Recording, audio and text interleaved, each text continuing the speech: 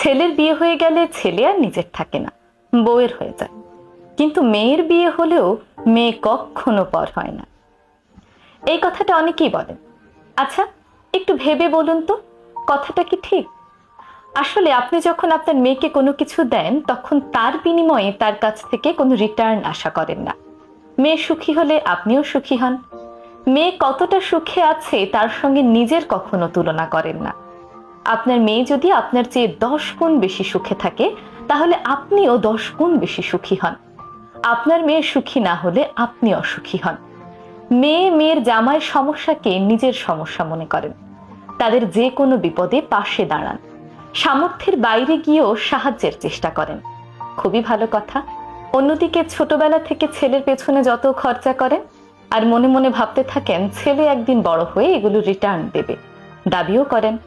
অনেক সময় মনেও করিয়ে দেন তোর পেছনে এত এত টাকা খরচা করেছি। ছেলেকে বিয়ে দিয়ে তাকে পর ভাবতে শুরু করেন।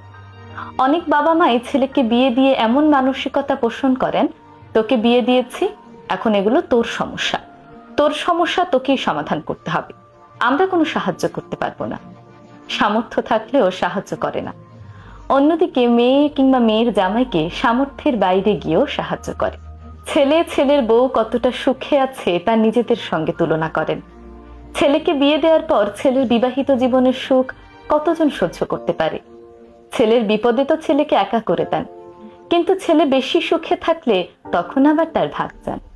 আসলে কি জানেন, মেয়ের ওপর কেউই কোনো দায়িত্ব আরোপ করেন না। তাই মেয়ে যদি আপনার প্রতি 5% কিছু করে, আপনার মনে হয় আপনার মেয়ে আপনার জন্য কত ভাবে।